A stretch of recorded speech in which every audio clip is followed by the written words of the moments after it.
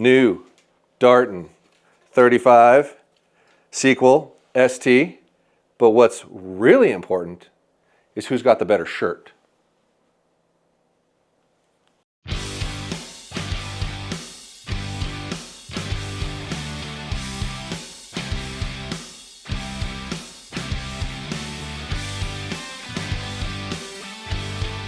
Get 'em up, Toasty.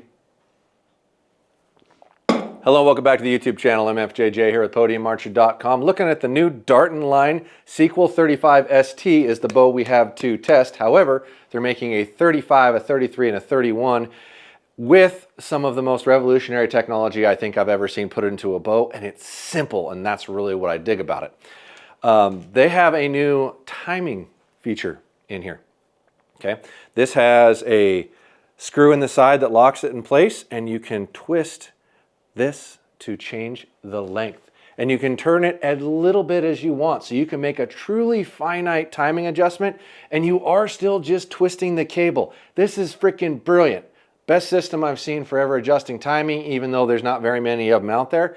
Hats off to Darton. That is an amazing idea. And what do you do to follow up one amazing idea? Another one. How do you adjust your wheel lean? Well, you tighten this limb or loosen that limb. Those of you out there that may not understand every bow's build and every bow's dynamic, not every bow has the actual same limbs all the way around the bow.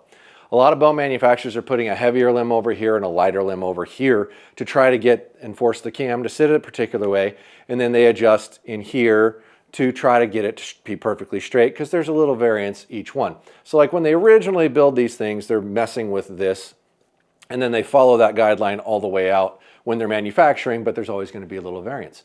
This little doodad right here pushes on the limb and basically increases the poundage, which, if you adjust this, it will change the peak weight of the bow a little bit. But you can put it on the left-hand side or the right-hand side based off of your paper tear and push it in and out, and there's 2 rotations of turn on here, and you can finitely adjust it or crank it all the way down to adjust a paper tear without moving a shim. Now, you may run into one once in a while where it's off by a lot and you'll still have to flip-flop these shims, but outside of that, everything can be adjusted right here and right here without a bow press. So that customer at home that wants to work on his own bow and maybe he doesn't want to spend $400, $600, $800 on a press, you can completely work on your own bows in this line from this system.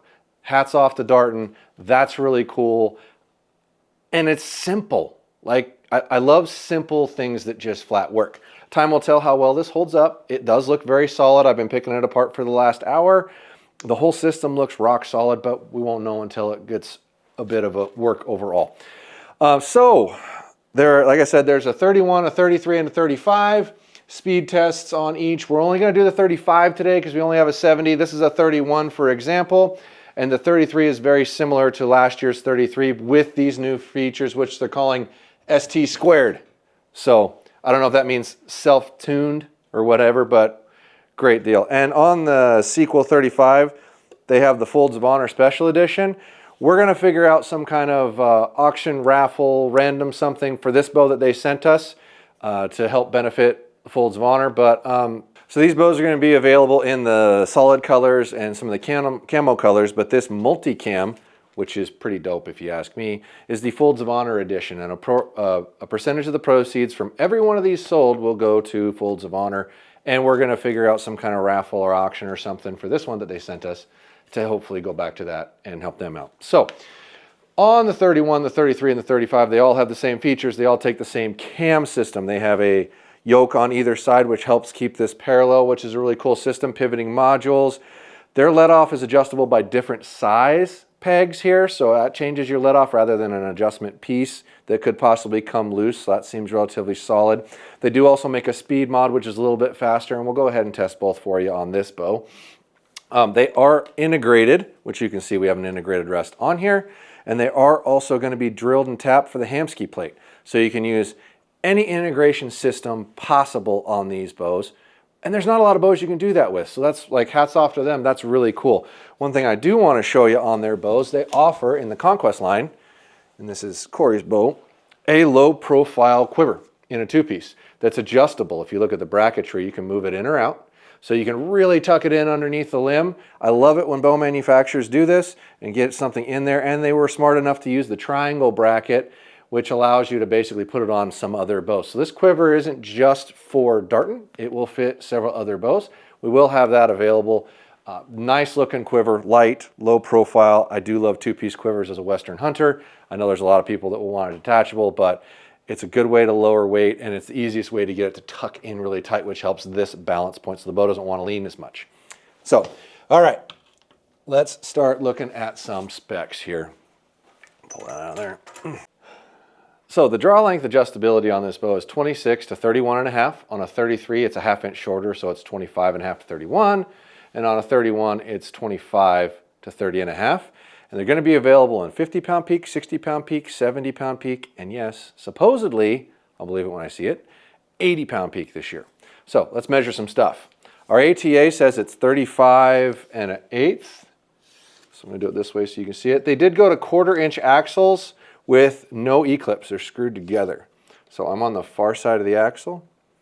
So that's measuring 35.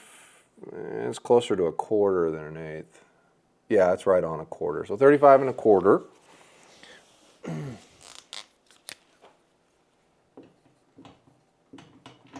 Overall riser length on this 35-inch bow, we're going to go to the end of the pocket where it meets the limb because that's what moves. It's 34.25. That's pretty freaking good. That's very parallel. 34.25. We'll get the loadout point in a minute. This is just long enough to use for a brace here. So this is a 6.3 brace height.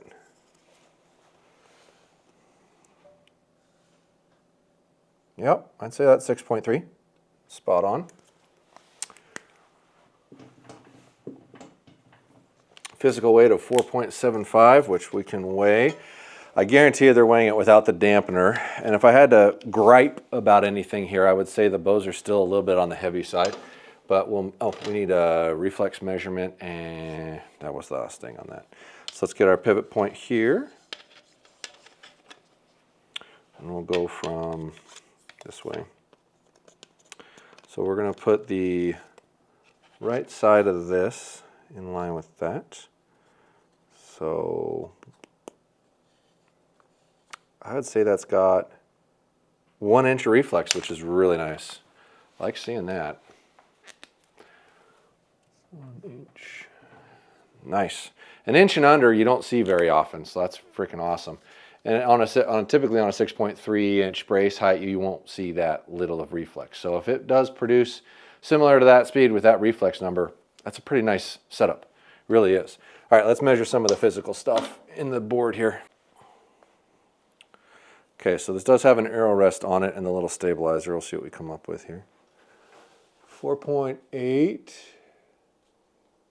Yeah, 4.7, 4.8, which it says it's 4.75. So, yeah, it's definitely within weight. We'll say that's right. Because we've got those other little things on there that guarantee way more than that. So, if anything, it's a little lighter than that. All right. So we can get in here on that, or I'll rotate it a little bit for you.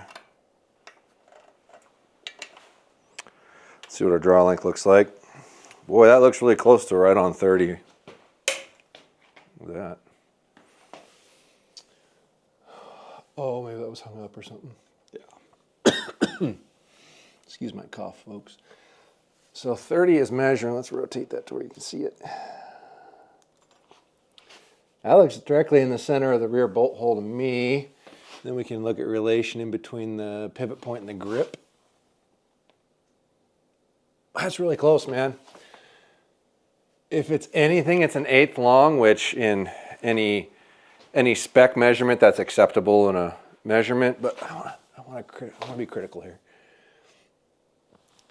I'm going to call it 30 1/8. It's a tiny bit long, but that's really close. And I wouldn't, like, as a consumer, I wouldn't really gripe about that. It's just good to know.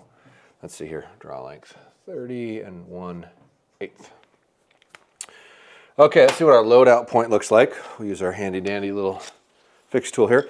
So just to re-clarify with people, the loadout point is the angle at which the string leaves the cam at full draw. So this measurement is really what it's going to feel like on your face or your degree of string angle. So this is a 35 and a quarter loadout point. So when you have your own bow, this is the way you should actually check your string angle. So if you ever pull your bow back in a draw board, measure that position. If you find a bow that you really like, that feels really great at your string angle, right? Look for that measurement, get as close to that measurement as you can, and I almost guarantee you're going to like your bow better because of it. So 69.6 pounds, that's within close enough for us to test it at. Okay, just for a number of clarification here, they have a smooth mod and a speed mod, and I know most people are going to care how fast the speed mod is. So we're going to go ahead and do a 350 foot or 350 grain, 70 pound smooth mod test, and then we're going to put the speed mod on it and go through all the different arrows on the speed mod. We're also going to do the decibel measurement with the smooth mod in it because that's how most of them will come. And then we'll turn the decibel thing off and go through the other. So just a little breakdown of what we're trying to do, because I can't talk and run the decibel thing at the same time because apparently I have a loud voice. So here we go. Okay, 350 grain arrow, 70 pounds, smooth mod. Here we go. Yeah, I wouldn't say the draw cycle is ridiculously easy, but I think for getting a speed bow or something that's reasonably fast, it's a fair feeling bow. 325, 326.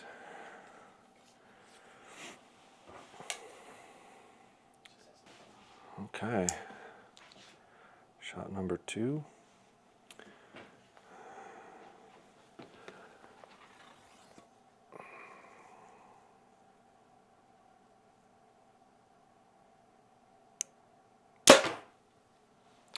.326, 325. All right, 2 at 325 basically. 325, 325. 71.5. Done. So we got a little bit of variance in sound, but we went through and did it twice. We only showed you one on film, but we checked it multiple times to try to make sure we're right. This is a new thing that we're measuring, and we want to make sure we're giving you accurate information. The average of what we got, we shot it 6 or 7 different times. We had 2 that read pretty low. So we're going to give it an average of 75 decibels. Now, I'm going to try to explain decibels again. The difference between 75 and 76 is actually a lot. The difference between 76 and 77 is actually a lot. It's a duplicate measurement. So for every decibel number that goes up, it's twice as loud. So it's a hard number to quantify. And optimistically, at the end of this year, when we have the loudest bow to the quietest bow, we'll have an easy way to say this is a 1, 2, 3, 4, 5. But from here forward, we're just going to have to figure it out. So we're giving it a 75 for sound. And now we're going to put the speed mods on it and shoot 350s, 450s, and 650s, and then we'll go back and set those mods back at 28 and give you a 450 at 28, and then we'll give it a score. Okay, so now we have the speed mods, and I can talk like a normal person now. So the bow actually did feel really good on those shots that I took, but now that we're not measuring decibels, I can talk, because just to give you context into how quiet a lot of these bows really are, my voice is louder than the bow's. So if I talk with a normal tone of voice like I am right now, it'll make that meter peak above what a bow peaks. So I can't say anything when the decibel meter is going, or I gotta be real quiet. So, all right, so this is 70 pounds, 30 inches. We did have to readjust it a little bit with the speed mod on there. We had to back it down a tiny bit, and we'll see what kind of speed we get out of it, but we were getting about 325. And honestly, I can't really tell this is a different module. That felt about the same to me. If that's consistent, I would probably shoot a speed mod if I were you.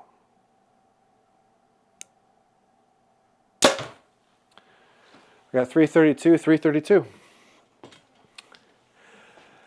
That is impressive, folks. That means that what the bow manufacturer said and what we got was the same. I don't know if I've ever gotten that before. Ever.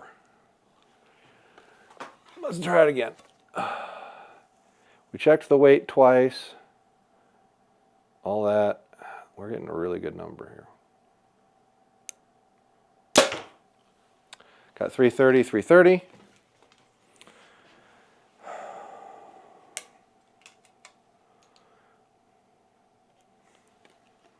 One more here.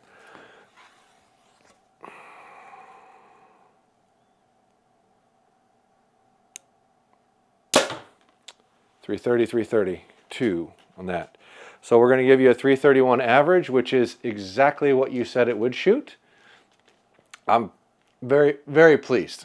Very pleased. It's nice to see a bow manufacturer actually put out a product that will do exactly what they said it'll do. So hats off, Darton. Way to go. You are my first to actually give me a speed that I could duplicate and reproduce with a real bow, with a string loop on it, with real arrows, the exact configuration to where a guy could hunt with this and actually produce that speed. Thumbs up. Let's see what some 450s and 650s do.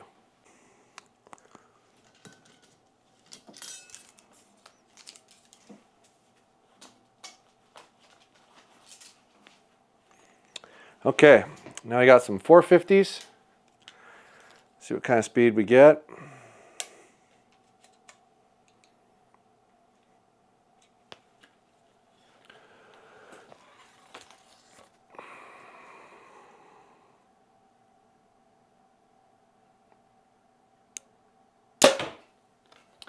.289, 293.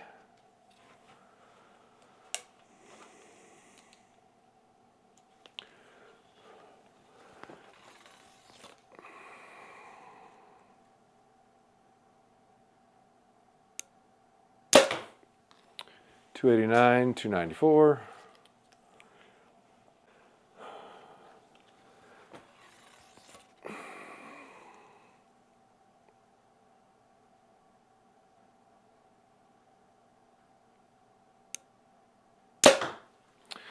.292, 293. So I don't think that's any different on that. Now we'll shoot some, if I can remember, they call them adult arrows. 650 grains. 70 pounds, 30 inches.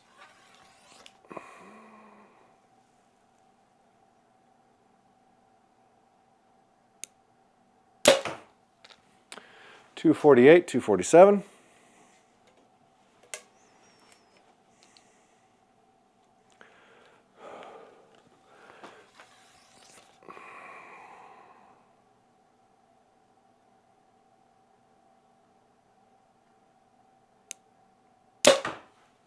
.247, 247.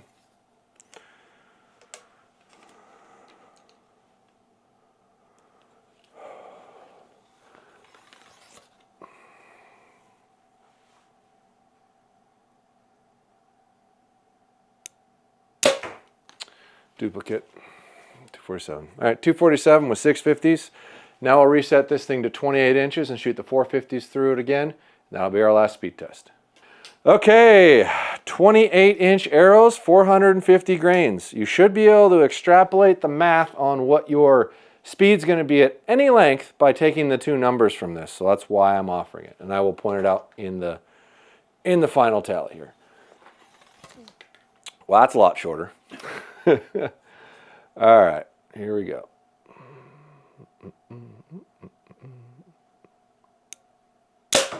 Oop, rest didn't fall because we didn't pull the cord. All right, here we go. This should work this time. There we go. 28 inches, 450 grains, 70 pounds. And we did recheck the weight as well. 274, 274. I did see some comments about the consistency and the speed that it's giving out as you put through it, and understand that I'm just a human trying to shoot through this circle right here, and if I move a little left or a little right or a little up or a little down, it'll change a little bit. So I wouldn't give a massive amount of weight to the consistency and speed that's being shot, because it's probably got more to do with me pointing it through the chronograph than anything. I gotta be honest, man, this bow feels great. It really does. 272, 273.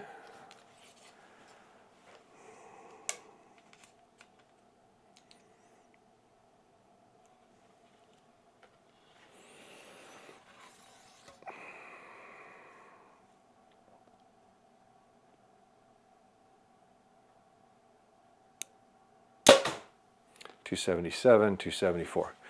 So I think 273 is going to be our average for that. All right, let's go tally it up. Yeah, delete that. Okay, here we go. Got all our numbers calculated here. So we'll go off our speed of 331. So we'll head on over here to the 330. That's an 11 for speed. So features are things that are unique specifically to this bow that don't have to do with tuning. So unfortunately, there's not a ton of features that are unique just to this bow. So that category is not going to do great to them. But they do have some integration options and things of that nature that are pretty cool. So that number will be a little better. But I mean, for it. Okay, so I know this isn't super nice, but I'm not going to be able to give you like hardly any points for features because outside of this line down the riser, I don't know really what's unique to you, and I would even see more of that as a tuning thing. So don't hate me, Darton, but you're probably getting a 1 for features because there just aren't any, because that's not the focus of their company right now, in my opinion, which is good. They're trying to give, that looks terrible. They're trying to give their focus in other parts that are really more important. Features are neat, and I want to try to give a little bit of something to a bow manufacturer that's trying to make some things that are unique to them, but it's also one of my lowest ranking number categories, so that's the reason for it. Tunability. This might be one of the coolest systems I've seen. The Bowtech drive system is really simple to where you're simply moving the cam left to right by a screw. This is different. We're not actually moving this, we're moving the limb pressure, which would relate back in my mind to what the bow manufacturer actually really wants to do. They want it to sit square and level without having to manipulate up here. So this manages to do that by increasing the weight of each limb independently. So I got to give you really high marks for that, and that's the best adjustment system I have seen. Do not adjust this at full draw, by the way, only at rest, because there's not a lot of pressure on the cables at rest, but there's a ton on it at full draw. And it's actually still just twisting the cable instead of trying to move something down a track. So this and this, super high marks for tunability. I haven't tried to tune this bow yet. The guys were playing with it in the shop and it worked exactly like they had said. So time will tell on overall what this will do. You can still switch your spacers here if it ends up too far off, but you can adjust your timing and you can adjust your wheel lean without a bow press independently, completely. Somebody comment down below down here on what other tunability things should even exist, but I can't think of one. So you are getting a 15 for tunability because that bow does everything tunability possible and nothing requires a press. So way to go, Darton. That's really cool. And somebody's going to try to copy this to some degree within a year, and there's going to be a lawsuit. I'd be shocked if they don't. Integration. Okay, so we have an integrated rest. We do not have integrated sights. Their quiver system that they offer, which is also in the integration category, sits super low profile to here and doesn't get in the way of the sight. So that's probably why they didn't worry about doing like a front mount pick. Although the weight being bolted on the front instead of the side does make the bow sit a little more balanced. So there is an advantage there, but there's no hindrance in using any sight with their bow with that quiver system. So integration, there's not a V-bar bracket on here. There's not a limb leg component or anything like that. So I'm probably going to give you about a 5 for integration, give you room to grow. Honesty. So we got a brace height that's 6.3. We got a physical weight that's 4.75. We got a draw length that's 30 1/8, so it's a touch long. We got an ATA that's a touch long. You got a speed at 331 with your speed mod is within 5 of the rated amount. And then with the smooth mod, it was also 5 or 6 within the rated amount. So I can't give you like perfect scores for honesty, but it's going to be up there because that is really, really accurate information. What you're telling me this bow does and what it really does is super, super close. So I'm going to give you a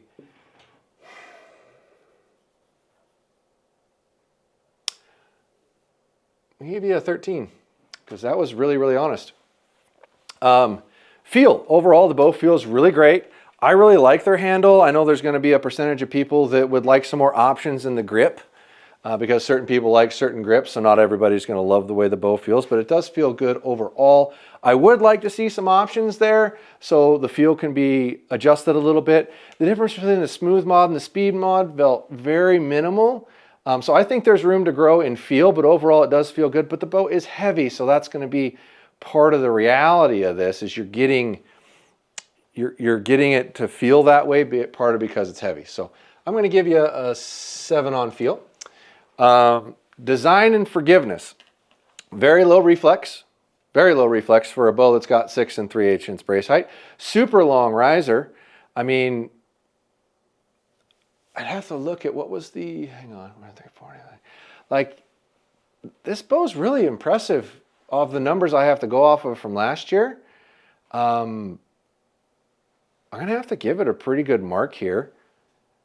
Like, in the design, I'm going to have weight in there, so I've got to take some away because this bow's heavy. Like, there's bows that are near this size that weigh more than half to 3/4 of a pound less. So that's in there. I'd like to really see that in there, and I'm going to put that into design and forgiveness. But the measurements of what this bow's coming out at are really good. So I'm going to give you a 9 for design and forgiveness. And most of that is because the bow's so heavy. Like, make this bow lighter. That's a deal breaker there. Value. I don't think it's overpriced. I don't think it's underpriced. If this bow was a brand that was more noted at the price it's coming in at, yeah, probably there. I'm going to give you a 3 for value. We had we're still going to try to tweak the sound a little bit, so we reserve the right to go back and readjust these numbers as we've tested every bow, so we have better things to compare against. But at a 75, I think that's a pretty low number. I don't think you're going to see a lot of stuff below that, to be honest. So I'm going to give them a 4 for sound and appeal and quality. This kind of boils down to aesthetics, right? How cool does this bow look? Some people are going to look at this bow and think it looks awesome. Some people are going to look at this bow and think, eh. I think there's a lot of machine work in here, like a ton of machine work in here. The bows feel really good. The functional visibility of everything's real good. I'm going to put you in the middle. I'm going to give you a 3 on appeal and quality. So let's see what we ended up with for a total. I'm going to take back one thing here. I'm going to give you a 14 for tunability because then nobody could possibly do better, right? There's got to be something you can add to it, but that is amazing, and that will be the highest tunability number I give, I'm willing to bet, because that is really, really cool. 12, 22, 26, is that right? Yeah. 14, 15, 25, 26, 31, 41, 44, 51, 60, 67. You're getting a 70. 7-0. And like I said, I don't expect anybody to get above a 75 to an 80, period. Because I want to leave flexibility and room in here as things evolve so these numbers can be fair 3 years from now, 4 years from now. Comment down below on what you think of this bow and this video and that score. But that's an amazing system. Really excited about it. I can't say that enough. And these are a bow we can actually sell on the website. So as soon as we get product in, we'll have them listed on there. We'll actually have them listed in there before we get product in if you want to pre-order one. But very impressive product. And when we get a 33 and a 31 in, I will go back and do those ratings too and give them to you. But that number, like if I'm remembering correctly, like that's faster than most things I tested in that configuration last year. But my speed number is simply based off the fastest, slowest possible. So, hey, if your bow shop carries this Darton bow, please go down and test fire it down there and buy it down there. Don't buy it from me. Buy it from them. Okay, they need you and you need them. Unless that bow shop's just terrible, please, for the love of God, go to your pro shop and buy it from them because the support goes both ways. I don't want that business. If you're absolutely going to buy it online, period, like I don't want to deal with anybody. I just want to do it myself. If you're that guy, and I respect that guy because that's kind of me a little bit. I like doing things myself. Head on over to podiumarchery.com for all those archery needs. $99 and up is free shipping. Use coupon code MFJJ to save you a little money. And those bows will be on there. They are impressive. Just make them a little lighter, Darton, and you've got it nailed. So thanks for watching.